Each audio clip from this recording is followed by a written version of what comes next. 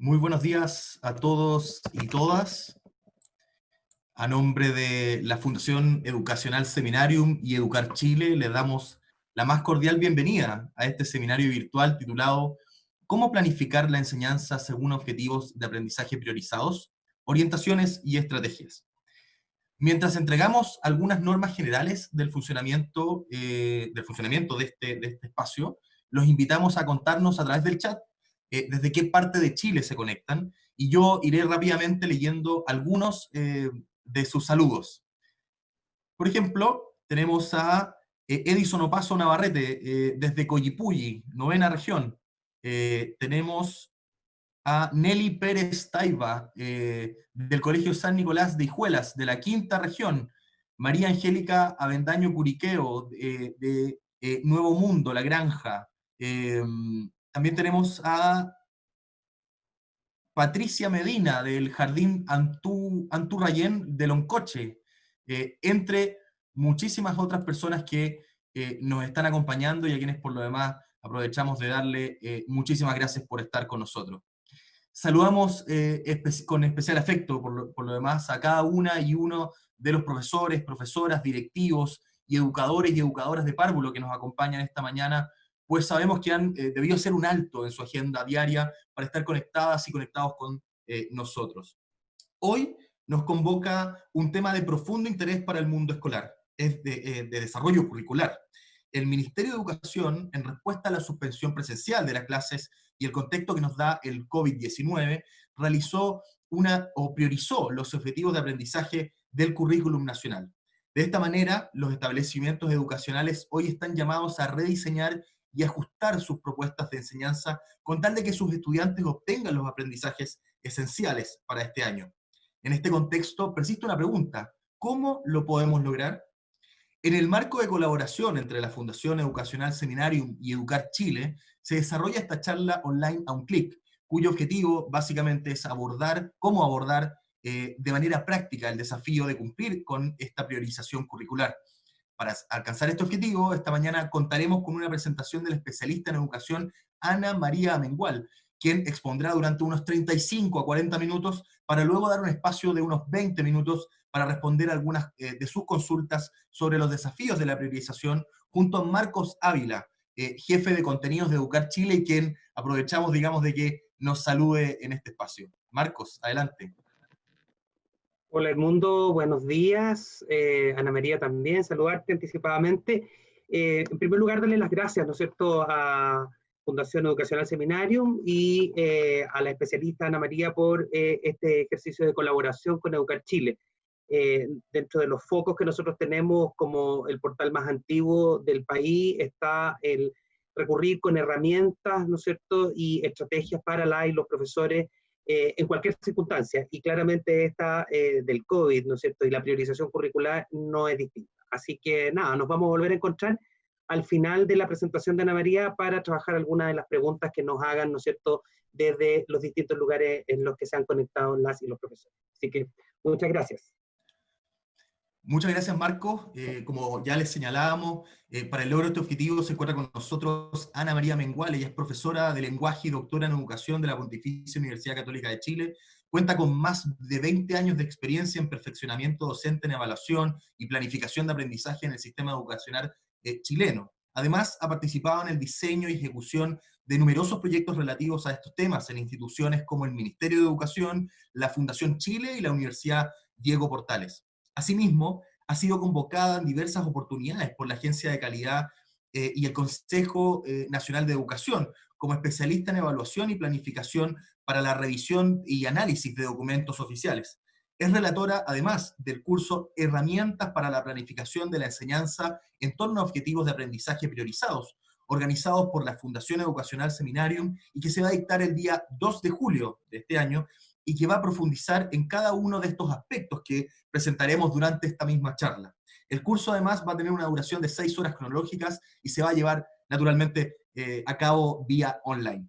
En este sentido, tenemos una tremenda sorpresa para todos ustedes, porque hoy vamos a estar entregando 5 becas a quienes se hayan preinscrito en esta charla, y quienes no lo hayan hecho pueden ingresar a www.fundacionseminarium.com, www.fundacionseminarium.com, para luego hacer clic sobre el banner principal y registrarse para participar justamente por estas becas. Adicionalmente, este link es para el registro. Lo estaremos, digamos, digamos, este link también lo vamos a estar enviando a través de los comentarios durante, digamos, el desarrollo de este espacio. Todos quienes se hayan inscrito además en ese link, como bien quienes lo hagan en este mismo minuto, van a recibir además la presentación de Ana María, que va a estar haciendo en este minuto. Por último, también quienes estén registrados van a tener la oportunidad de la posibilidad de inscribirse y recibir una beca adicional en el curso para un miembro de su comunidad escolar, colega o amigo. Es decir, tenemos primero un concurso por 5 becas. Y luego, además, esas personas que se registren van a recibir el PowerPoint que va a estar presentando Ana María. Como también, quienes no ganen el concurso, porque tenemos tan solo 5 becas, las personas que estén participando en este espacio y que se inscriban en el curso, además van a poder optar por una segunda beca para ir acompañados, digamos, a ese curso. Para eso solo nos tienen que escribir a educacion@seminarium.com y nosotros vamos a confirmar que ustedes estén registrados y le vamos a entregar esa beca. Bueno, sin más, vamos a dar la bienvenida a Ana María, que es la persona importante en este espacio. Ana María, adelante, muchísimas gracias por estar con nosotros. Bienvenida. Gracias, Arnulfo. Muchas gracias, Marcos, también, y todos los presentes.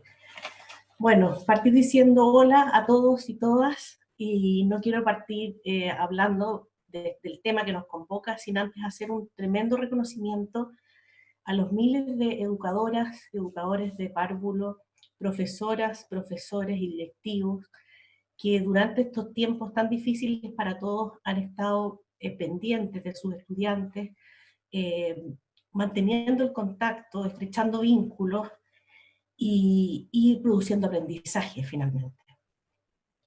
Para nadie ha sido fácil este cobicho, como dice un primo mío, pero la escuela ha seguido formando y ha seguido, digamos, entregando este rol de cofamilia, que es tan importante especialmente en contextos vulnerables.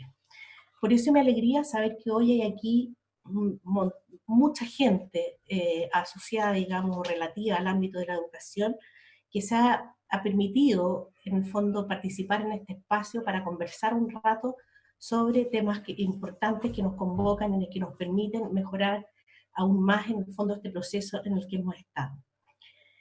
Muchas gracias.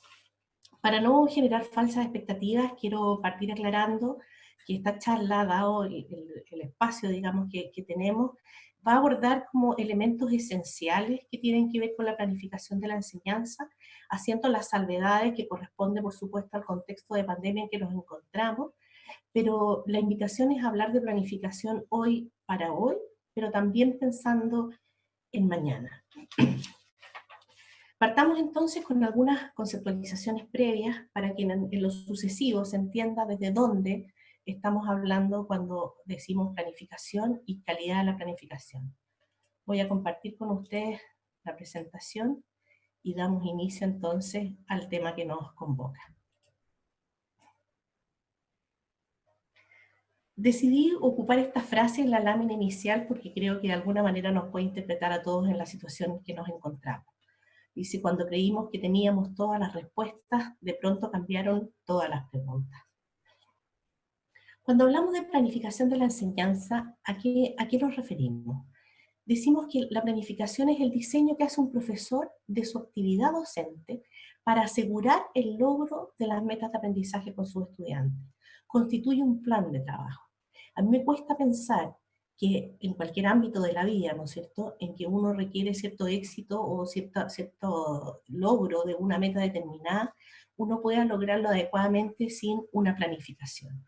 Entonces, más allá de la mala fama que tienen muchas veces en los contextos de comunidades escolares la planificación, en términos de que a veces se ha transformado más en una herramienta de supervisión, digamos, de la práctica del profesor, yo sigo creyendo en el rol de la planificación como aquella hoja de ruta, sin la cual el profesor no enfrenta sus clases, porque sabe que teniendo meridianamente claro, digamos, lo que quiere lograr y cómo lo va a hacer, no solamente facilita su trabajo y reduce su ansiedad, sino que además efectivamente logra mejor los aprendizajes que pretende lograr. ¿Qué hace un profesor al planificar? Hay por lo menos 3 momentos que son claves, ¿no? Primero, identificar con claridad justamente qué es lo que se quiere lograr con los estudiantes, cuáles son esas metas a las cuales se los quiere llevar. Luego se hace un proceso de reflexión donde se establece una relación entre el conocimiento experiencial, intuitivo y teórico. Fíjense lo relevante que es en estos tiempos dar cuenta especialmente de ese conocimiento experiencial. Todo lo que los profesores hasta el minuto, desde marzo hasta ahora, han podido recoger como experiencias, digamos, de lo que resulta y lo que no, de lo que vale o no vale la pena hacer en la sala de clase, es un elemento sustantivo para la planificación de lo que viene. También está la intuición. Cuando uno planifica como profesor, uno de alguna manera intuye, ¿no? Esto podría resultar, esto me tinca que podría tener un mejor resultado desde ese conocimiento que uno tiene también de sus propios estudiantes. Y bueno, por supuesto, el conocimiento teórico que uno tiene sobre las metodologías, sobre evaluación y sobre todos los elementos involucrados en el diseño de la actividad docente. Y sobre la base de esta reflexión, el profesor emite juicios y toma decisiones sobre lo que se puede y vale la pena hacer en la sala de clase para el logro de estas metas identificadas prioritariamente. La importancia de la planificación está de alguna manera expuesta en varios documentos. Yo quise aquí seleccionar 2 cosas. La cita de un artículo de CIPER de unos años atrás de una profesora que dice, preparar clases es tan fundamental como hacerlas. Y si no desarrollamos este ejercicio de manera consciente, focalizada y sobre todo de forma profesional, se hace cuesta arriba mejorar el quehacer docente y por tanto la calidad de la educación. Y muy en la misma línea, los programas de estudio nos plantean que la planificación de clases es un elemento central en el esfuerzo por promover y garantizar el aprendizaje de los estudiantes. Porque cuando yo planifico, maximizo el uso del tiempo y defino procesos y recursos necesarios para lograr estos aprendizajes que se deben alcanzar. Entonces hay una valoración, digamos, una importancia de la planificación que refiere básicamente a apuntar a mejorar la calidad de la educación. Y esto tiene mucha relación con la evidencia que tenemos a través de la investigación educacional. En general se ha establecido, junto con muchos otros factores por supuesto, que uno de los elementos importantes de la mejora de la calidad tiene que ver con atender aquello que se está enseñando en los establecimientos. Aquí nosotros lo que tenemos es, en primer lugar, un currículum intencionado, que es lo que define hoy día la política pública, ¿no es cierto? En particular, las bases curriculares con sus objetivos de aprendizaje y los programas de estudio con esta traducción operacional de los objetivos, que son los indicadores de evaluación, son lo que nos definen aquello que deberían aprender los alumnos en nuestro país. Luego está el currículum implementado, que es lo que efectivamente el profesor enseña en la sala de clase, y bueno, y el currículum aprendido, que es lo que en definitiva los estudiantes aprenden de aquello que se enseña. Sabemos que existe una brecha, tanto entre ese currículum intencionado en la política pública hacia el currículum implementado. Lo que se implementa no es todo el currículum intencionado, y a veces no es tampoco en la misma línea en que está planteada la política pública. Y si ustedes son profesores sabrán que el currículum aprendido también hay una brecha, porque uno, aunque ponga todo de uno, digamos, para que los estudiantes aprendan todo lo que uno quiere enseñarles, evidentemente hay factores ahí que alteran. Entonces, ¿qué rol juega la planificación en este circuito? Bueno, la planificación apunta a acortar esta brecha, la brecha que existe hoy día entre el currículum intencionado y el implementado. Si nosotros logramos planificaciones ajustadas a los objetivos de aprendizaje lo más ajustados posible y con la mayor cobertura posible de estos objetivos de aprendizaje, efectivamente se acorta esta brecha y con eso también se acorta la brecha global. Ahora, cuando hablamos de planificación de la enseñanza, lo primero que vale preguntarse, porque aquí hay muchos modelos dando vuelta, nosotros no vamos a hablar de un formato específico, no creemos tampoco en un formato puntual, sino más bien en ciertos criterios y ciertos elementos que hay que considerar al momento de armar una planificación. Entonces decimos que, por ejemplo, si yo voy a planificar un viaje a Viña, por poner digamos, estoy en Santiago, ¿no? Los que están más lejos planificarán un viaje por ahí cerca, cuando se pueda. Yo básicamente me tengo que hacer tres preguntas gruesas, ¿no? Bueno, ¿dónde voy a ir? Ya, Viña. ¿Qué voy a hacer en mi viaje y cuánto tengo para gastar? ¿Qué actividades pretendo hacer? ¿Y qué presupuesto eso me supone, ¿no es cierto? Fuera del alojamiento, el traslado, a lo mejor voy a ir a dar una vuelta por la costanera y me voy a comer una cosita en la esquina de la playa. ¿Y en cuánto tiempo y cuándo voy a realizar mi viaje? Si yo no tengo más o menos esas preguntas, como yo siempre digo en mis capacitaciones, siempre puede existir alguien bien hippie que se va de viaje solo agarrando una mochila, pero en general las personas tenemos cierta planificación, ¿no es cierto?, de lo que cuando queremos realizar una meta y hacerlo con relativo éxito. En el caso de la planificación de la enseñanza pasa algo igual. Hay ciertas preguntas, tres de esas que son las mismas, y otras tantas que involucran una adecuada planificación de la enseñanza desde un punto de vista. La primera pregunta es, ¿qué meta tienen que alcanzar los estudiantes? ¿Cómo voy a obtener evidencia del logro de esas metas? Y sobre eso nos vamos a detener un poquito más adelante cuando hablemos de la evaluación. ¿Cómo voy a lograr esas metas? ¿Cómo voy a llegar hasta ahí? ¿Cómo utilizaré la evidencia obtenida para fortalecer el logro de esas metas? ¿Y en cuánto tiempo y cuándo se abordará el desarrollo de las metas? Y eso nos deriva a 5 elementos claves que consideramos que debe tener toda planificación.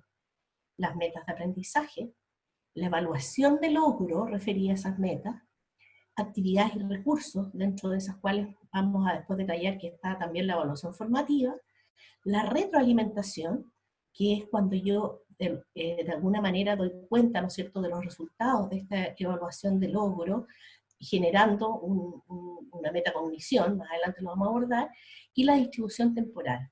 Yo voy ahora a referirme a cada uno de estos elementos en particular y haciendo las salvedades del contexto de pandemia, aun cuando este no es el orden en realidad con lo que uno debería enfrentar una planificación, porque en estricto rigor uno debería partir por saber cuánto tiempo tiene. Hablemos entonces un poco de las metas de aprendizaje. ¿Qué establece hoy día la normativa vigente? Tenemos la Ley General de Educación, que es muy clara respecto de establecer que los profesionales de la educación deben enseñar los contenidos curriculares establecidos por las bases curriculares y los planes y programas de estudio. Y luego los programas de estudio, en general, digamos, las asignaturas, me dice que los objetivos de aprendizaje definen para cada asignatura los aprendizajes terminales esperables para cada año escolar.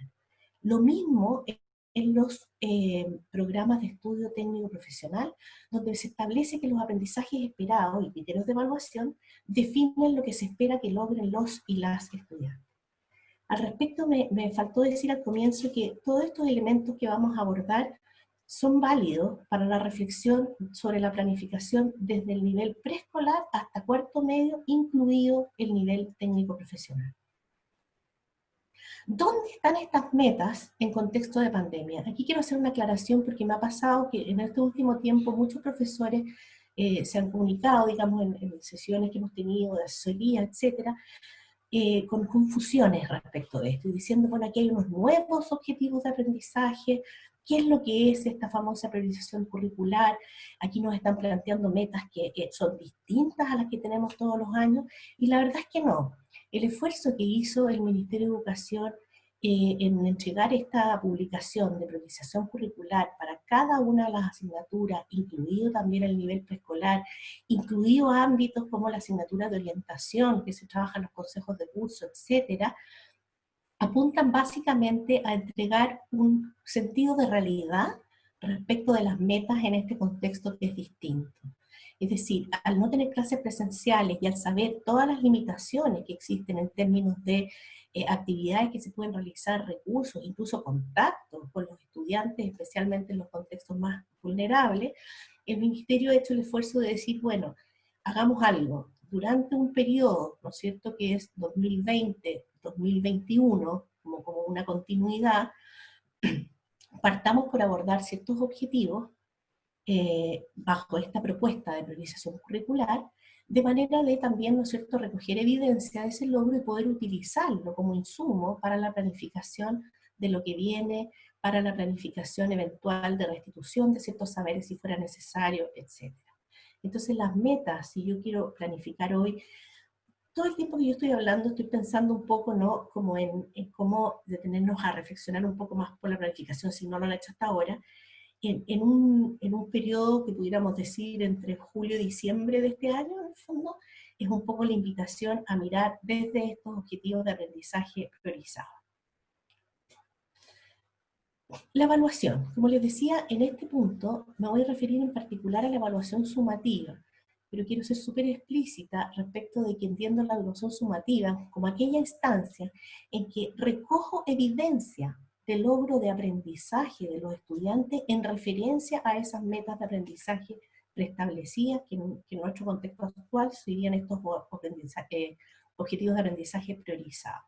Y desde ese punto de vista entiendo la evaluación como un procedimiento sistemático y planificado dirigido a obtener evidencia válida y fiable sobre el nivel de logro de las metas de aprendizaje por parte de un estudiante. La evaluación, en el contexto de la planificación, cumple un rol muy clave. Así lo establecen desde ya el Currículum Nacional cuando dice que una planificación efectiva involucra una reflexión previa. Fíjense bien. Comienzo por explicitar los objetivos de aprendizaje. ¿Qué quiero que aprendan nuestros estudiantes durante el año? En el contexto ahora de pandemia y con el antecedente que acabo de dar, debería ser, bueno, identifico estos objetivos de aprendizaje prioritarios. Luego reconozco qué desempeños de los estudiantes demuestran el logro de estos aprendizajes. Y en eso tenemos un muy buen insumo, que son justamente los indicadores de evaluación que proponen los programas de estudio, como les decía al comienzo, son una traducción operacional de esta gran meta de aprendizaje. Entonces yo como profesor me respondo preguntas del tipo, ¿qué deben ser capaces de demostrar los estudiantes que han logrado un determinado objetivo? ¿Qué habrá que observar para saber que un aprendizaje ha sido logrado? Y solo después de eso, a partir de esas respuestas, identifico y decido qué modalidad de enseñanza, qué actividades voy a desarrollar con los estudiantes para alcanzar ese desempeño. Esto es lo que se conoce como, digamos, está en la lógica del modelo Understanding by Design, que plantea que en el contexto de planificación del proceso, donde yo tengo los objetivos de aprendizaje como metas a lograr, la enseñanza-aprendizaje está puesto así pensando como en las actividades que yo desarrollo para producir aprendizaje y la evaluación del logro de las metas, cumple un rol esencial la evaluación en tanto me orienta las actividades que yo voy a desarrollar. El otro día conversaba, por ejemplo, con una profesora de música que me decía, mira, me aclaró un poco, me dijo esto de cómo es importante generar el diseño del instrumento, o incluso el instrumento de evaluación mismo. Y aquí, por favor, cuando yo hablo de instrumento de evaluación, no me estoy refiriendo necesariamente a una prueba escrita, de alternativa, lo que uno generalmente piensa en la cabeza con instrumento. Instrumento de evaluación va a ser cualquier dispositivo que me permita recoger evidencia de aprendizaje. Entonces esta profesora me decía, mira, tengo un objetivo de aprendizaje de segundo medio en música, que habla más o menos de que los estudiantes tienen que ser capaces de analizar críticamente manifestaciones musicales. Decía yo, en contexto normal de presencial, yo aquí hago unas clases, les muestro unos videos, les explico un poco los contextos de producción de la música, describo características de ciertas manifestaciones musicales y después de eso hay una prueba escrita, donde ellos en el fondo dan cuenta de esta adquisición de conocimiento. Pero hoy día, me dijo, yo obviamente no puedo hacer eso, entonces, ¿cómo voy a recoger en el fondo evidencia? Y pensé, me dijo, que yo lo que podría hacer es generar, por ejemplo, instancias de investigación personal de los estudiantes. Yo les asigno una manifestación particular, con preguntas guía, los hago que investiguen sobre las características musicales de esa manifestación, sobre los contextos de producción, y lo que ellos entonces me van a devolver va a ser un informe de esta mini investigación sobre una manifestación musical. Entonces me decía, y cuando pensé en eso, se me hizo la luz, me dijo, respecto de cómo tenían que ser las actividades de enseñanza. No pueden ser, no podían ser iguales a como yo las hacía presenciales, sino que más bien tenían que estar guiadas con un modelamiento desde mi parte, me decía, donde yo les muestro desde una manifestación musical a qué fuentes, por ejemplo, recurrir para encontrar las características propias de esa manifestación, cómo obtener información y saber sintetizar esta información respecto de tanto las características como del contexto de producción de esta obra, y entonces a través de este modelaje después invitarlos a hacer algo similar a lo que yo les mostré con una manifestación musical distinta. Entonces eso de alguna manera prueba o explica cómo en el fondo la evaluación cumple un rol esencial en este sentido. También cumple un rol esencial en términos de ser lo que testea de alguna manera la calidad del proceso de enseñanza. Esos profesores antiguos que pensaban que eran mejores profesores cuanto peores notas sacaran los alumnos, es la verdad una concepción bastante vieja hoy en día, y uno entiende hoy que buenos resultados derivados de un instrumento de evaluación adecuado y válido, digamos, justamente lo que busca es obtener evidencia de un proceso de enseñanza que fue eficiente. Y lo mismo ocurre respecto del modelo de evaluación para el aprendizaje. Finalmente los resultados de la evaluación deberían orientar, ¿no es cierto?, mi propia práctica docente y ver aquellos elementos que a lo mejor fueron deficitarios y cómo yo los puedo recoger para mejorar, digamos, mi desempeño docente posterior. Todo esto sí pensando en la evaluación, no como un instrumento para catalogar a los estudiantes y ordenarlos, como es el propósito del enfoque psicométrico que puede tener una prueba como la PSU, sino más bien para dar cuenta de el grado de logro. Dice evaluación referida a criterios, es decir, yo tengo el objetivo de aprendizaje establecido y tengo que determinar qué tan cerca o qué tan lejos se encuentran cada uno de mis estudiantes al finalizar este proceso de enseñanza. Aquí me permito citar este documento que emanó la UCE hace un poquitos días atrás, respecto de puntualizar un tema que sé que está siendo un motivo de ansiedad de muchos profesores. Dice que la evaluación formativa sea parte del proceso de enseñanza para avanzar con todos nuestros estudiantes. Eso, verdad, es una máxima para siempre, para contexto de pandemia y para no, pero especialmente importante hoy día, es decir, una evaluación que tenga espíritu formativo, una evaluación que devuelva al estudiante información sobre su aprendizaje.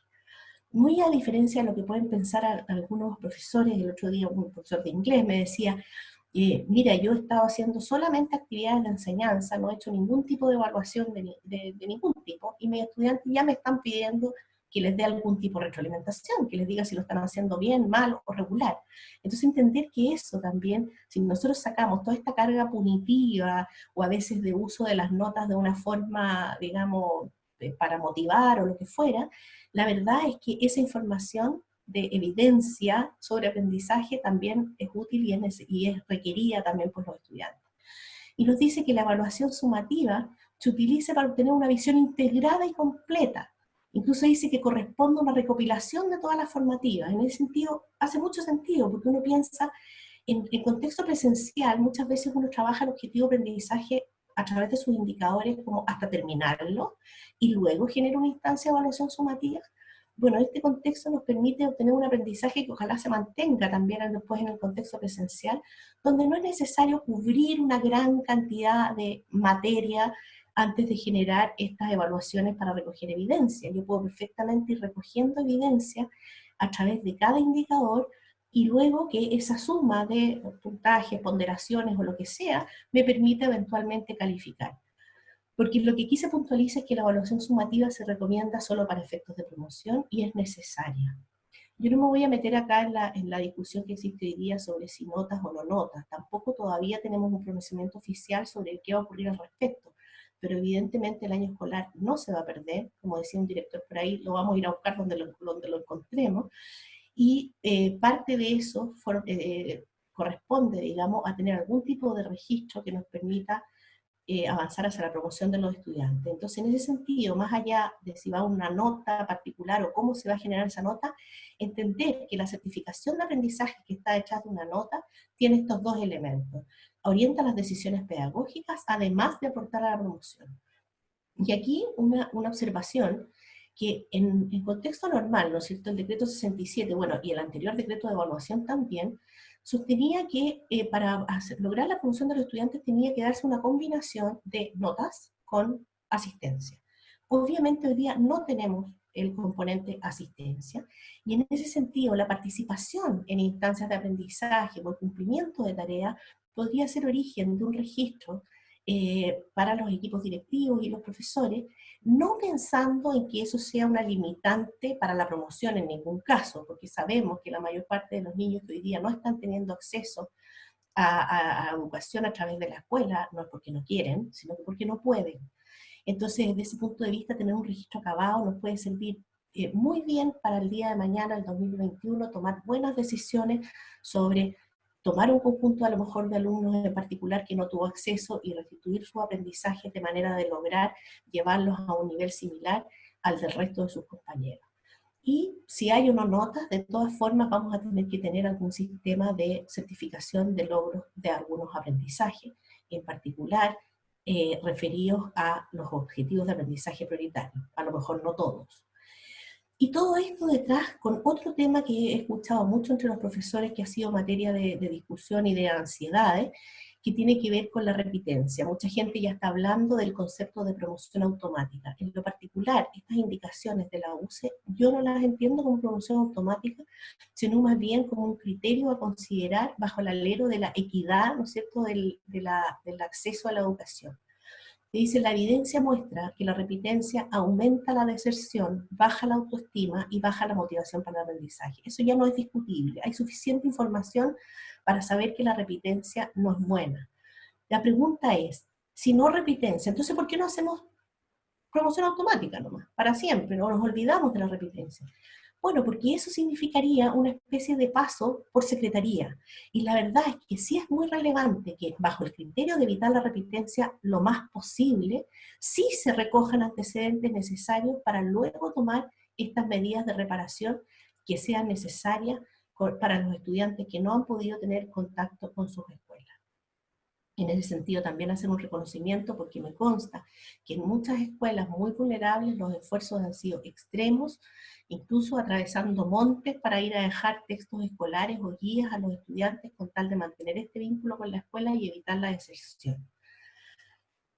Luego vamos al otro elemento que tiene que ver con las actividades y recursos, y aquí vamos a abordar dos cosas. Por una parte, las actividades. Cuando nos referimos a actividades de aprendizaje, estamos pensando que sea posible cubrir el ciclo de aprendizaje que se necesita efectivamente para que un estudiante aprenda. Y eso está establecido básicamente como en tres momentos, ¿no? Un momento en que surgen actividades que permiten transmitir los saberes, no necesariamente, bueno, en clases presenciales muchas veces esas actividades las realiza el profesor exponiendo entre los estudiantes, pero existen hoy día, obligadamente, tenemos que ocupar otros medios que permitan transmitir el aprendizaje.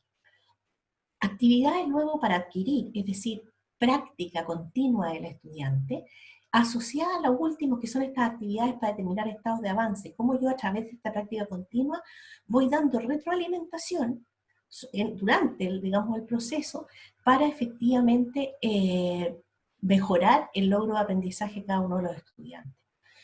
Y eso entonces nos lleva a responder para planificar el proceso, una vez que tengo claras las metas y ojalá tengo claro cuál va a ser el instrumento que voy a ocupar para recoger evidencia del logro de los objetivos de aprendizaje, determinar qué saberes voy a transmitir y cómo los voy a transmitir, dependiendo de qué naturaleza tengan, qué actividades van a realizar los estudiantes para adquirir este aprendizaje y qué actividades realizarán los estudiantes para dar cuenta del indicador y cómo yo voy a generar retroalimentación en el contexto de la evaluación formativa propiamente tal.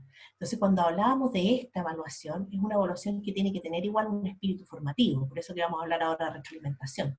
Pero aquí está plenamente lo que nosotros entendemos por evaluación formativa, que es aquellos espacios en los que el profesor de alguna manera devuelve, ¿no es cierto?, información sobre los desempeños de los estudiantes para promover la mejora.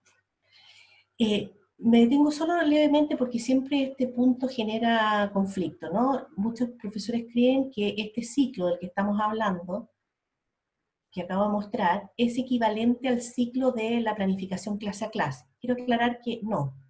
La planificación clase a clase, que tiene sus virtudes, ¿no es cierto?, respecto de que permite, sobre todo a profesores nobles, manejar bien los tiempos de clases y generar un circuito al interior de un módulo en particular, que tiene que ver con iniciar con una motivación y activación de conocimientos previos, luego desarrollar probablemente la clase, ¿no es cierto?, y luego hacer algún tipo de actividad de cierre, que no sea cosa que nos pilla a mitad de frase el timbre, ¿no es cierto? Eso ya está demostrado que es muy bueno, digamos, también para producir aprendizaje, pero estas actividades a las que nos referimos, que creemos que hay que planificar, no tienen que ver con planificar clase a clase, sino que tienen que planificar lo que ocurre al interior de estas actividades de desarrollo de la clase.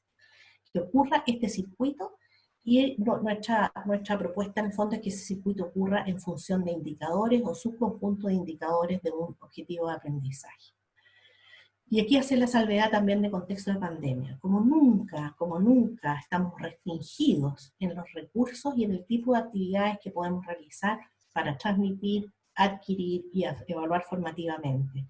Entonces, lo que nosotros proponemos, centrado en este contexto que les decía de las escuelas más vulnerables, es que las actividades estén centradas en un trabajo individual lo más autogestionado posible. Yo sé que eso obviamente depende de la edad de los estudiantes, ¿no es cierto?, de las posibilidades, o directamente monitoreado por el profesor en los casos que sea posible, y que solo se utilicen recursos efectivamente disponibles para todos los estudiantes. Y ahí cada comunidad escolar tendrá que definir a qué medios y de qué forma tienen acceso y comunicación con la escuela el 100% de los estudiantes, y ojalá planificar para ese 100%.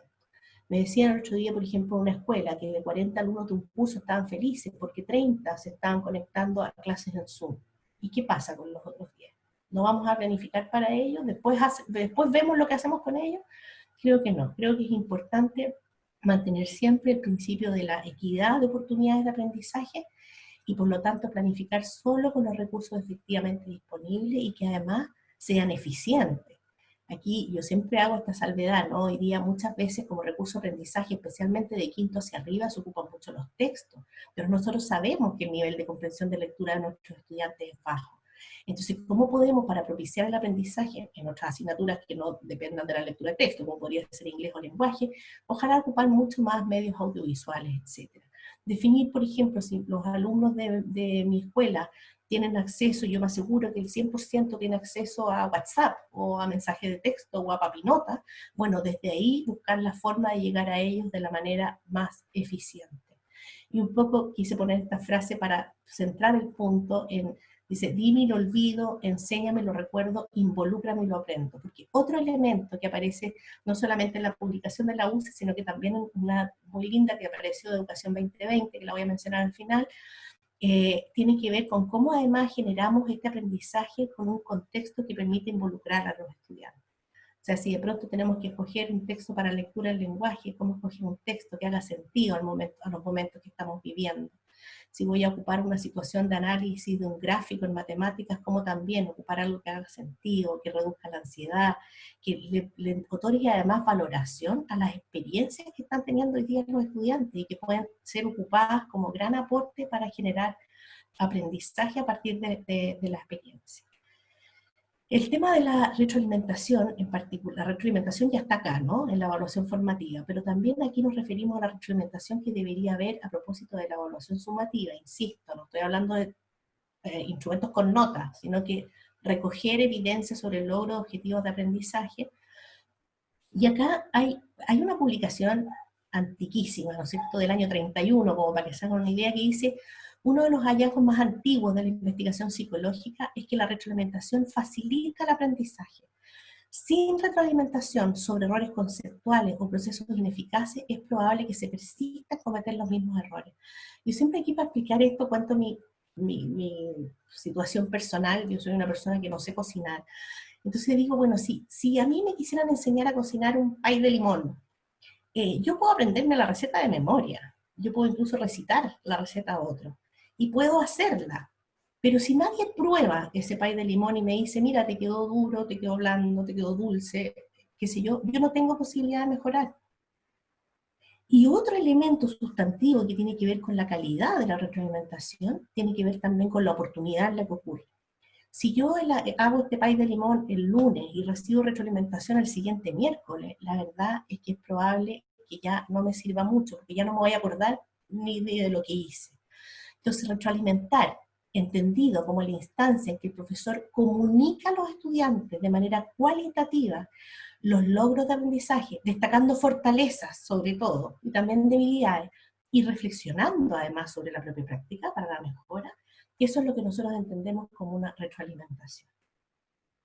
Aquí en los antecedentes que tenemos hasta el minuto a partir de la evaluación docente, es que esta es uno de los desempeños más descendidos, junto con otros, digamos, pero uno de los menos utilizados, por así decirlo, menos practicados, es justamente las prácticas de retroalimentación. Si ustedes se fijan, aquí están puestas en el desempeño docente como reflexión a partir de los resultados de la evaluación. Y esto está descendido en todos los niveles. Esta es una línea que está mostrando, les digo porque no se debe leer nada con este tamaño, pero esta es la que muestra los docentes clasificados como insatisfactorios y básicos, competentes y destacados. Si ustedes se fijan, incluso en estos dos niveles, esto es un aspecto más descendido que otros. Y luego también los resultados acumulados que pudimos encontrar esta estadística entre 2007 y 2012, nos muestran que más de la mitad de los docentes están en nivel no logrado en el desempeño de retroalimentar, digamos, y utilizar los resultados de la evaluación. Aquí también, así como hacía una distinción entre planificación, momentos de la clase, digamos, planificación clase a clase versus momentos que tienen que ocurrir para producir aprendizaje, también es bueno distinguir, porque siempre se produce esta confusión, entre retroalimentar y repasar o reforzar. Retroalimentar entendemos que el profesor comunica los resultados de aprendizaje a sus estudiantes, reflexiona personalmente sobre su práctica a propósito de los resultados y guía la reflexión de los estudiantes para producir esta metacognición que se necesita. Uno podría pensar que esto es un proceso muy sofisticado, pero la verdad es que esto es posible hacerlo desde pre-kinder, como les decía, hasta cuarto medio de TP. Yo lo que necesito es, por supuesto, con el lenguaje que sea entendible según la edad y las habilidades propias de los estudiantes, de alguna manera transmitir dónde están los aciertos y dónde están las dificultades. Eso no solo me permite transparentar el proceso, lo que ya es una ganancia, sino que además me permite involucrar más a los estudiantes en el proceso. Y también se sabe que cuanto más involucrados están los estudiantes y más empoderados en su proceso de aprendizaje, están más motivados y aprenden más y mejor. Esto entonces entendemos que tiene que haber, además de la retroalimentación constante en el contexto de la evaluación formativa de las actividades, una retroalimentación referida a lo sumativo, que es una instancia distinta, ¿no es cierto?, a esta del proceso de aprendizaje, y que de alguna manera le da este carácter formativo a las evaluaciones sumativas. Repasar y reforzar es una cosa que puede o no puede ocurrir dependiendo del logro de aprendizaje que obtengan los estudiantes. A lo mejor a veces hasta los reglamentos de evaluación establecen que si hay cierto porcentaje de estudiantes que no logra el mínimo deseable, tiene que haber un repaso, incluso una reevaluación. Pero repasar o reforzar es volver a enseñar. Retroalimentar se refiere más bien a reflexionar sobre lo aprendido, en sus fortalezas y en sus debilidades. Y algo de esto me adelantaba yo respecto de los principios. Esto está en un texto bien reconocido, digamos, que tiene que ver con 7 claves, ¿no es cierto?, para la retroalimentación efectiva, donde establece que hay como 6 elementos que tengo que considerar para tener unos buenos espacios de retroalimentación. Tiene que ser oportuna, como les decía, o sea, mientras antes mejor. Tiene que ser objetiva, proveer claridad sobre las metas medidas, ser tangible y transparente, observable para el estudiante, clara, lo que les decía hace un rato, o sea, dependiendo de la edad y las habilidades de los estudiantes, hacer una retroalimentación que resulte procesable por el estudiante, positiva, dar siempre mayor cuenta de las fortalezas que de las debilidades, manejable, o sea, no estamos pensando en que aquí vamos a estar 2, 3, 4 clases retroalimentando, sino que más bien instancias de un tiempo acotado, donde yo voy registrando y voy dando cuenta, digamos, de estos hallazgos, y continua. En este caso, a diferencia de en otros ámbitos de la vida, más es más. Está comprobado que se aumentan las probabilidades de mejora de desempeño de estudiantes cuanto mayor retroalimentación reciban. Y finalmente me voy a referir al tema del tiempo, que como les decía, lo dejé para el final, pero en estricto rigor es de las primeras cosas que tenemos que hacer al momento de planificar, y que es asegurarnos de que nuestra planificación se va a restringir a los tiempos efectivamente hábiles y considerando holguras. Hoy día quizás las holguras las tenemos mucho más patentes porque sabemos que se caen las conexiones, las cosas que enviamos para la casa a lo mejor llegan desfasadas, etc. Pero esto es válido igualmente para toda planificación. En tiempos normales, pongo acá entre comillas, yo tengo que siempre calcular la factibilidad, digamos, digamos, tengo que calcular un tiempo que me permita que la planificación sea factible. Entonces yo tomo el calendario escolar, determino más o menos cuántas semanas hay del inicio hasta el término de las clases, resto todo lo que haya que restar, vacaciones de invierno, fiestas patrias, feriados, festividades del colegio, pruebas estandarizadas y un largo etcétera, y transformo eso en semanas para restársela a las semanas totales. Y una vez que tengo las semanas efectivamente hábiles, que en este caso de las 40 quedaron 32, yo miro el horario que tengo de mi asignatura, multiplico y voy a saber las horas anuales. Y ahí nosotros proponemos generar una holgura alrededor del 15%, ahí depende mucho también de los contextos, pero alrededor del 15% razonable, y cuando yo le resto el 15% de esas horas que ya tenían este cálculo como real anual, me da el total de horas a planificar. ¿Qué pasa hoy día? Hoy día tenemos un calendario que en el mejor de los escenarios se va a mover entre el 1 de julio al 18 de diciembre. Yo todo el tiempo estoy pensando en cómo planificar este proceso sin pensar exactamente en la vuelta a clase, porque es algo que todavía tenemos incierto, a clases presenciales me refiero. Entonces, en este contexto lo que nosotros proponemos es, bueno, descontar los feriados nacionales que van en ese periodo, que son 4 días, también descontar unos 5 días por el eventual regreso a clases presenciales, porque obviamente no es que vayan a haber los primeros 5 días perdidos, sino que estoy pensando más bien en todas esas actividades que van a tener que ser incorporadas en la jornada escolar para acoger a los estudiantes, para generar vínculos, todo eso que se necesita antes, ¿no es cierto?, de retomar el proceso de aprendizaje, y también pensando en que puede haber ahí un tiempo desfasado, en términos de que a lo mejor si que llegamos a hacer un ingreso a clases presencial, este podría ser por partes, ¿no?, por grupos o subgrupos, para mantener el distanciamiento social, etc. Pero 5 días reducido. Eso me resta 2 semanas de las 24. ¿Qué necesitaría hoy día una comunidad escolar, un profesor o una profesora para planificar? Necesitaría que su establecimiento, o red de establecimientos, si es que funcionan en red, estableciera cuántas horas pretende establecer de trabajo de sus estudiantes diarias. Aquí no estamos hablando de clases presenciales Zoom, estamos hablando de horas que el estudiante tiene que destinar para realizar las actividades que el profesor le propone a través del medio que tenga disponible. Entonces, podría llevarnos a una cosa como esta, ¿no? Determinar por nivel escolar y decir, mira, en prebásica van a trabajar los niños 10 horas semanales, más o menos 2 diarias, porque son más chiquititos, de primero a sexto. Esto es un ejemplo, ¿eh? Aquí cada comunidad tiene que tomar sus decisiones en función de su realidad.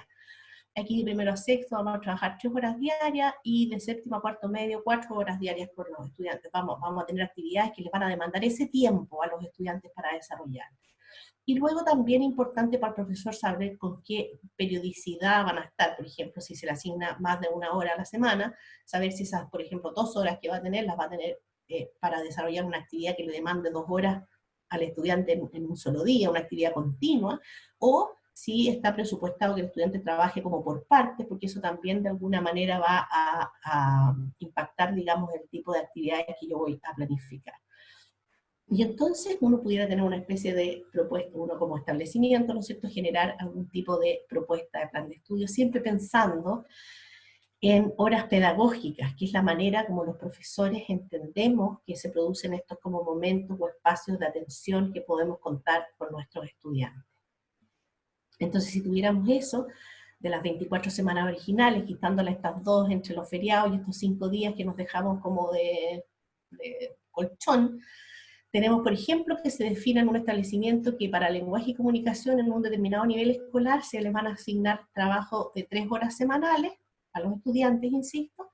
Entonces yo tendría que multiplicar estas 22 semanas por las 3 semanales, y luego restar una holgura que, dada la pandemia y dada la, digamos, la mayor dificultad de acceso, quizás debería ser un poquito mayor, proponemos 20%, cada establecimiento puede tomar ahí su propia decisión en función de la realidad.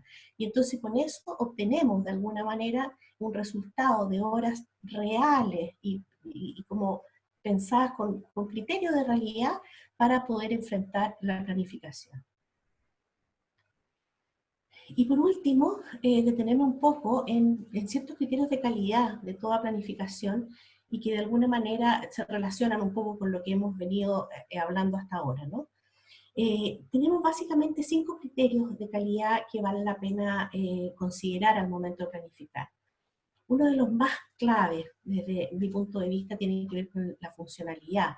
Si una planificación no constituye una herramienta útil al profesor para enfrentar sus clases, no es una buena planificación. Si la planificación solamente cumple con el criterio de dejar tranquilo al coordinador académico o jefe de UTP, no es una buena planificación. Luego el criterio de factibilidad, que lo acabamos de mencionar a partir del tiempo, pero que también lo mencionamos a propósito de los recursos y de las actividades. Cuando yo propongo actividades, digamos, en una buena planificación, yo debería proponer actividades que son adecuadas al tiempo disponible y a las condiciones del establecimiento y las características de los destinatarios.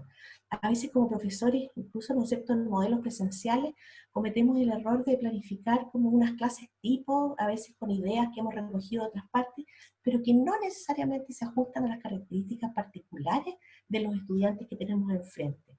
Y por lo tanto, en eso, hoy día más que nunca es relevante atender a quienes son los que van a estar del otro lado de la línea del Wi-Fi. Por supuesto que la cobertura y la definición curricular también son elementos claves, ¿no es cierto? La idea de una buena planificación es que los elementos que la componen apunten al logro de todas las metas de aprendizaje. Si estamos hablando hoy de planificación en contexto de pandemia, pretenderíamos apuntar a todos los OA priorizados, o en algunos casos, yo ya he escuchado en algunos establecimientos que han tomado, por ejemplo, la decisión de abordar en esta modalidad remota solo los OA de nivel 1 y dejarlos del nivel 2 para una planificación más posterior, con la esperanza, digamos, de recuperar algunas horas de escuela presencial. Y lo otro es la alineación curricular, ¿no? O sea, asegurarnos que cualquier actividad que yo propongo en mi planificación apunta al cumplimiento de por lo menos una de las metas de aprendizaje que están ahí planteadas. Que no sean meramente actividades, como estas actividades, ¿no es cierto?, a veces como complementarias o co-curriculares, que en definitiva quitan tiempo a la enseñanza propiamente tal de estos objetivos de aprendizaje de cada asignatura, y que bien, si están bien programados, bien pueden seguir existiendo, mientras estén programados en el contexto de actividad co-curricular de un establecimiento con puntos de establecimiento, porque eso me permite a mí como profesor descontar desde antemano ciertas horas o ciertos días o una mañana en la que se van a realizar estas actividades que son igualmente importantes para cumplir muchas veces incluso, ¿no es cierto?, con el proyecto educativo, ¿no es cierto?, y los valores de un establecimiento. Y bueno, por supuesto, la eficacia pedagógica. Hablamos también un poco de eso cuando les hablaba de cómo a veces hacemos uso excesivo de la lectura, sabiendo que los estudiantes no entienden mucho lo que leen. Entonces, cómo buscar estrategias y recursos que deriven en el logro efectivo de las metas de aprendizaje, que sean lo más eficientes posible. Y eso, todos estos elementos en la práctica, los únicos que tienen hoy día la experiencia, la capacidad y el conocimiento para tomar esas mejores decisiones son efectivamente los profesores que están con sus estudiantes en la sala de clase y que han estado todos estos meses manteniendo contacto con sus estudiantes desde sus casas. Estos criterios de calidad tienen también igual su correlato, digamos, son criterios de calidad pedagógicos, e incluso algunos tienen que ver con la planificación estratégica, pero tienen la mayoría de estos su correlato también en los documentos públicos. Por ejemplo, la factibilidad, los programas dicen que al planificar se recomienda considerar el tiempo real con que se cuenta, un poco lo que veníamos hablando recién, de manera de optimizar el tiempo disponible. Se recomienda considerar los recursos para aprendizaje disponibles y también la diversidad de nivel de aprendizaje que han alcanzado los estudiantes, que es justamente lo que acabamos de decir. Respecto de la eficacia pedagógica, dice que al planificar se recomienda considerar prácticas pedagógicas que han resultado satisfactorias. Hoy día tenemos que recoger esta experiencia a distancia. Y también respecto de la cobertura de la alineación, establece que el principal referente que entregan los programas de estudio para planificar son los objetivos de aprendizaje. Yo simplemente con esto termino, les quiero dejar algunas sugerencias de lectura para los que les interese. Tenemos hoy día, por supuesto, la priorización curricular, hay un documento de fundamentación de esa priorización que trae muchos elementos que son muy orientadores para efectos de la planificación. Está, como les decía, además, aquellos que son propios de cada disciplina, en este caso está educación parvularia, pero todos tienen. Incluso estoy mostrando acá esta priorización curricular para orientación, que por Dios que adquiere relevancia, ¿no es cierto?, para esto de generar el vínculo, mantener el vínculo con los estudiantes hoy día y atender a sus necesidades más de tipo emocional y de desarrollo personal. Está este documento de evaluación formativa, del cual yo cité algunas láminas, y también está, como les había mencionado, este documento de Educación 2020, que se llama Evaluar Aprendizaje, Educar en Tiempos de Pandemia, que tiene muchas recomendaciones pedagógicas que pueden resultar muy relevantes para emprender, digamos, esta planificación de este año que vamos a ir a recuperar.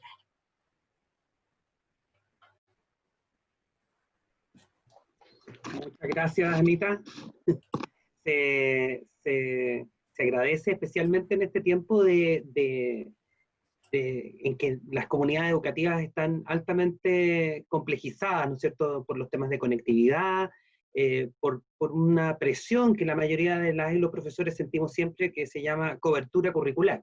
Como que salimos de la universidad pensando en que tenemos que cumplir con el currículum a como dé lugar, y eso coloca una presión o una autopresión quizás.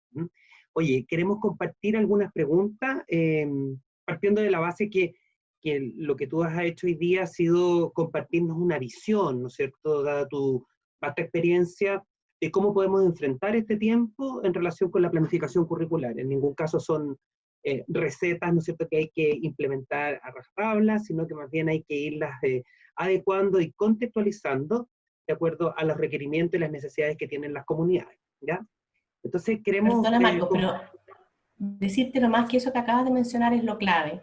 No está en el espíritu de ninguno de los que estamos haciendo este encuentro, digamos, el generar una especie de, digamos, de normas a que tengan que seguir, más bien criterios para orientar esta reflexión, que tiene que ser una reflexión y toma de decisiones internas de cada comunidad educativa.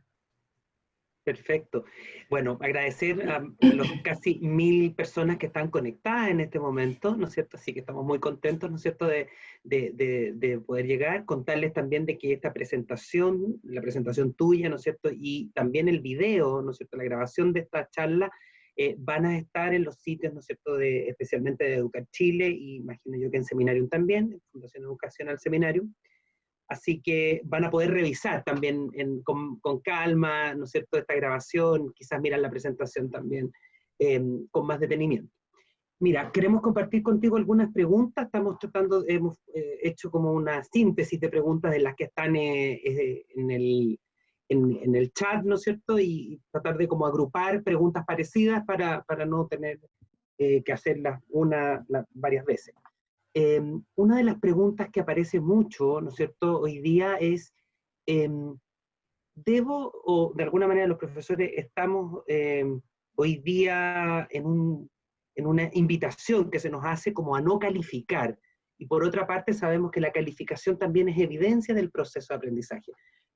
Tú lo mencionaste en tu presentación, pero ¿cómo equilibrarías tú esto entre evaluativo, formativo y la evaluación sumativa? ¿De qué manera crees tú que es una buena forma de dar equilibrio a esto? O sea, en eso yo creo que me alineo mucho con esta lámina que mostraba de la unidad de currículum y evaluación, en términos de que hay que promover la evaluación formativa lo más continua posible y aprovechar esas instancias para ir recopilando evidencia que si el día de mañana se define a nivel nacional que va a haber que poner una nota para la promoción, que desde mi punto de vista es lo más probable, pero no sabemos todavía, yo tenga esa evidencia y pueda a partir de esa evidencia generar notas. Pero siempre entendiendo que la nota, y esto no solamente en contextos de pandemia, Marco, esto debería ser siempre, la nota debería ser no más que este numerito que me da cuenta de la manera más válida posible de un logro de aprendizaje, pero la información que nos sirve a los profesores y que les sirve a los estudiantes en estricto rigor es la información cualitativa que hay detrás de esa nota, que es donde yo tengo mayores o menores desempeños. Por ejemplo, dentro de un objetivo de aprendizaje, a partir de una determinada instancia de evaluación, yo podría tener 2 alumnos con la misma nota, pero lo que hay detrás de esa nota podría ser muy distinto. Por ejemplo, si vamos al ejemplo que ponía de música, ¿no?, de este objetivo de aprendizaje, donde los estudiantes tienen que básicamente lograr, básicamente lograr 2 elementos, ¿no es cierto?, que son identificar características de manifestaciones musicales y por otra parte definir contextos de producción.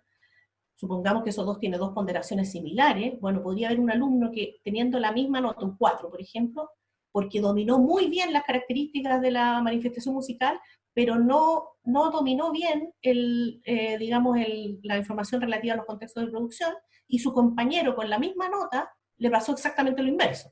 Es decir, tuvo un buen logro en manejo de los contextos de producción de la obra, pero un desempeño menor en las características musicales. Entonces la nota es un registro que se necesita, además para que el sistema funcione, para la promoción, etcétera, pero no puede y no debe seguir siendo, y ojalá este cobicho nos deje ese aprendizaje, no debe seguir siendo aquello por lo cual los profesores nos movemos, digamos. Perfecto, perfecto. De acuerdo a lo que tú planteas, entonces, esta condición quizás que nos ha puesto, ¿no es cierto?, el COVID y el confinamiento, es una estupenda oportunidad como para hacer, como para reunirnos en los equipos docentes y hacer revisión de esto. O sea, esto es parte de una discusión que claramente las comunidades pueden hacer respecto de qué objetivos de aprendizaje en el fondo hoy día que están priorizados, qué información nos entregan esos objetivos, cómo evaluarlos, de qué manera hacer, o implementar incluso instancias de evaluación formativa que no son o no eran muy comunes cuando el sistema estaba en presencialidad. O sea, lo sumativo siempre estuvo como un poquito aislado, o como puesto a la orilla del camino. Lo fundamental era las calificaciones.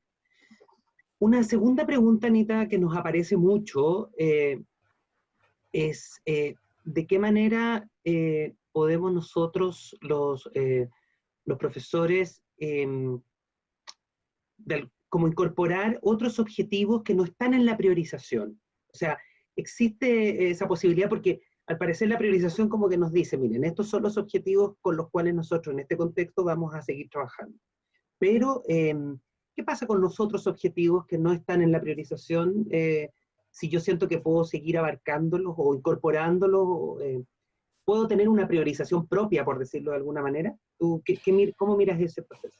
Yo siento que el esfuerzo del Ministerio a través de la unidad de currículum de generar una propuesta de objetivos priorizados es una ayuda, no debería ser considerada una imposición ni nada, sino más bien una ayuda como para definir, ¿cierto? Yo por lo menos con las comunidades que me encuentro trabajando actualmente, en la mayor parte de las asignaturas le hace mucho sentido aquello que se priorizó. Incluso le hace sentido a veces lo del nivel 1 y nivel 2, porque muchos objetivos de nivel 2 en realidad están incorporados también en los de nivel 1, son de alguna manera prerequisitos, etc. Ahora, si uno se orientara por esos objetivos, pero se diera cuenta que la realidad escolar, porque yo me imagino que acá también puede haber profesores que tienen realidades escolares mucho más favorables, digamos, ¿no? Yo sé que hay colegios que incluso están haciendo clases con horario de clases, digamos, como si fuera presencial, pero por Zoom, etcétera. Si yo cuento con más herramientas y yo puedo dar mayor cobertura de esta mínima que está proponiendo, porque yo lo entiendo así, yo entiendo al ministerio proponiendo un mínimo, lo mismo entiendo por lo demás los objetivos de aprendizaje en general de las bases curriculares, Claro. una propuesta base, ¿no es cierto?, para los establecimientos, lo que nunca ha impedido que si yo puedo desarrollar más o más profundamente alguna de esas propuestas, por supuesto que corresponde hacerlo. Pero sin olvidar un poco el ejemplo que ponía, ¿no? Si yo tengo 35 estudiantes y 32 nomás pueden acceder a esto, entonces sí quizás valdría preguntarme si vale la pena avanzar con esos 32 y qué voy a hacer con los 3 restantes, o cuándo los voy a abordar, o cómo los voy a abordar. Sí me parece que el criterio de equidad es algo que no podemos dejar de lado durante estos procesos de planificación. Súper. Bueno, y una última pregunta que nos gustaría como hacer, aparece también, esto está más, tiene relación con la evaluación ciertamente, pero más como con el uso o la incorporación de las estrategias, ya dijéramos, ¿no es cierto?, estrategias de aprendizaje, o las formas en que nosotros desarrollamos las actividades o las tareas escolares. ¿Este confinamiento nos obliga, crees tú, solo a realizar actividades individuales con los estudiantes? Es decir, que sea una tarea individual, ya que no tengo como conformar grupo, ¿o crees tú que en el fondo eso sigue siendo un ámbito más bien abierto, en el que yo puedo efectivamente diseñar actividades, incluso a lo mejor interdisciplinarias, o tareas grupales? ¿Cómo miras tú esto? ¿Crees que es una oportunidad o más bien un obstáculo? Lo que ¿Cómo pasa lo es que son piensas? dos elementos distintos. Lo primero que menciona, de nuevo, va bajo el criterio de la equidad, digamos. Es decir, si yo sé que mis alumnos tienen medios como para comunicarse entre ellos de manera relativamente fluida y eso me permite generar trabajo en grupo, incluso instancias evaluativas grupales, o sea, claramente habría que aprovechar eso, porque obviamente que se potencia, ¿no es cierto?, si es que los estudiantes están colaborando en la generación de su aprendizaje, no solamente para las actividades evaluativas, también para las actividades de enseñanza. Esta profesora, por ejemplo, de música me decía, yo pienso que después los alumnos, por ejemplo, se intercambian sus trabajos y que con una pauta que yo les doy, cada uno evalúa también el trabajo de su compañero, como una manera también de generar, como yo a lo mejor vi una manifestación musical de Colombia y el otro vio una de Chile, una manera también, ¿no es cierto?, de transmitir ese aprendizaje que se obtuvo de manera más individual, de forma colectiva. Siempre y cuando existan las posibilidades reales, digamos, de que los estudiantes se puedan comunicar entre sí, generar trabajo en grupo, por supuesto que en cualquier instancia, virtual o presencial, me parece que es un enriquecimiento, digamos, superior a lo que uno pudiera esperar. Lo otro es distinto. Yo he escuchado bastante y también se ha visto en algunas de estas orientaciones que se han dado en distintas instituciones sobre generar una especie como de metodología de proyecto. Sobre eso yo tengo mis aprensiones. Porque si bien la metodología de proyecto no me cabe duda de que es la mejor manera, digamos, es un poco lo que en su momento fue el hands-on science en ciencias, ¿no? Cuando se trajo esto como de cómo aprendemos la ciencia haciendo, sin duda, aprender haciendo es la mejor metodología de la vida. Pero poner esa presión, es decir, si yo tengo una comunidad educativa que ha venido trabajando por proyecto y de manera interdisciplinaria antes de este bicho, fabuloso. Pero si no, me parece que poner en una situación muy extrema a los profesores de tener que no solamente subirse a lo que implica esta comunicación a distancia, generar actividades que puedan ser desarrolladas con todas estas limitaciones que tenemos y además pedirles que generen actividades. Es decir, si eso es posible, maravilloso. Pero sí creo que como una especie de condición sine qua non para generar una planificación, no me parece que sea oportuno en este momento. Porque también hay que pensar, hemos estado hablando de los estudiantes y de sus condiciones, pero no hay que olvidar nunca que también detrás de todas estas casas hay profesoras y profesores que junto con estar atendiendo a sus estudiantes, planificando y desarrollando material, están atendiendo a sus padres, sus madres, sus hijos, sus abuelos y lavando platos. Entonces, también en ese sentido creo que hay que poner un poco de criterio de realidad de lo que hoy día los profesores están pudiendo hacer. Perfecto. Bueno, Anita, gracias. Este espacio como breve, ¿no es cierto?, era de poder hacer algunas preguntas y contarles, bueno, que además quienes se inscribieron en esta presentación, ¿no es cierto?, de hoy, van a recibir, dado que tenemos su correo electrónico, les vamos a enviar, ¿no es cierto?, la presentación tuya para que la puedan tener también en sus correos. Así que quienes nos están diciendo, ¿no es cierto?, por el chat que quieren tenerla, no solo va a estar colgada, decimos, ¿no es cierto?, en el sitio web de Educar Chile, sino que además también la vamos a enviar por correo. Así que, bueno, muchas gracias, Anita. Marco, antes de despedirme, quiero volver a agradecer el tiempo que se han dado todos los que están acá conectados. Quiero solamente decir que esto ha sido con el espíritu de poder contribuir en algo, en lo que se pueda, para favorecer una reflexión, a lo mejor más informada en algunos temas, o en dar algunas ideas que puedan ser tomadas por las comunidades. Así que agradezco de corazón la gente que ha tenido interés en estar hoy día en este espacio. Sí, el espíritu de esta colaboración con Fundación Educacional Seminario ni Educar Chile. Muchas gracias. Gracias, Mundo. Muchísimas gracias a los dos, principalmente, obviamente, a Ana María por esta excelente presentación. Tenemos muy buenos, digamos, comentarios dentro del live que estamos haciendo, así que muchísimas gracias a todos quienes se han mantenido conectados, pero ahora, Ana María, te voy a pedir que me acompañes, porque te voy a pedir 5 números para que hagamos el concurso de las 5 becas para el curso que tú vas a estar haciendo el día 2 de julio, el de planificación de la enseñanza en torno a objetivos de aprendizaje priorizado. Así que te voy a pedir que me des 5 números del 1 al 2308. Tenemos esa cantidad de gente inscrita, entonces te quiero pedir 5 numeritos al azar. 36. Ok, 36. Qué difícil, 705. Ya. Estoy tratando de irme por rangos ahí. 1200. Ok. Voy a ir un número chico, 5. ¿Me falta otro? Uno más. 58. 58, perfecto. Vamos a estar, yo voy a adelantarme y te voy a dar algunos nombres de las personas que acaban de ganar una beca al curso que tú vas a estar haciendo el día 2 de julio.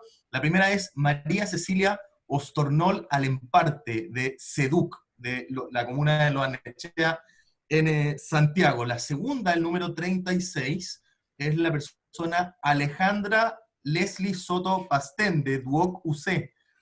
La tercera es el 705, vamos al 705, denme un segundito. Te lo hice difícil, parece, con la sí, pero súper bien, porque así tomamos gente que se inscribió en distintos momentos, así que súper bien. 705 es María Camila Morales Fuentes, de San Nicolás de Hijuelas, en Hijuelas, así que muy bienvenidos, digamos, a este curso. La 58, 1200, vamos al 1200 en este minuto, denme un segundito. 1200 es la persona, disculpen, tuve que abrir la puerta un segundo, pero Liliana de la Universidad de Talca, tenemos ahí su celular, así que la vamos a contactar por esa vía. Me parece que me falta una persona más, o me equivoco, 58. 58, voy al 58, denme un segundo.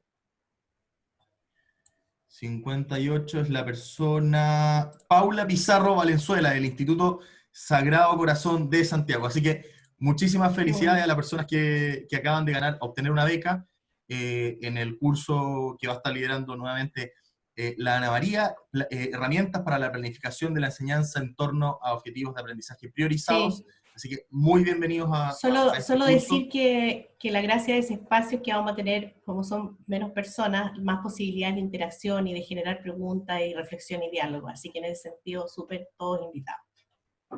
Sí, no, absolutamente, de parte de la Fundación Educacional Seminarium, evidentemente estamos muy contentos de que ustedes puedan participar y naturalmente en esa invitación también vuelvo a informar que las personas que participaron y se inscribieron en el link, y registraron, digamos, sus datos dentro de este formulario, también van a poder optar a inscribirse y también adicionalmente tener una segunda beca, digamos. Entonces van a poder ir acompañados con alguna persona de su equipo, algún colega, algún amigo también participar dentro de este curso junto a Ana María.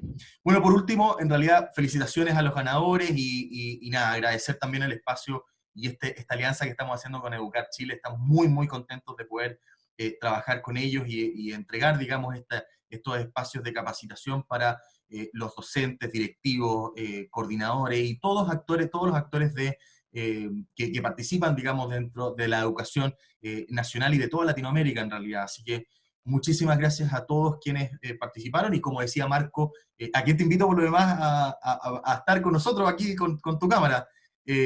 Como decía Marcos, también vamos a estar enviando la presentación de Ana María durante el día de mañana a sus correos, como también vamos a estar, bueno, este video queda grabado en la fanpage de Educar Chile y nosotros como Fundación Educacional Seminarium lo vamos a compartir en nuestro canal de YouTube, así que ahí también nos pueden seguir como Fundación Educacional Seminarium dentro de esa plataforma.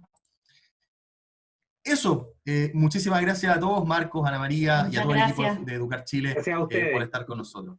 Gracias por el espacio. Adiós. Adiós. Muchas gracias, nos vemos. Chao, chao. Chao.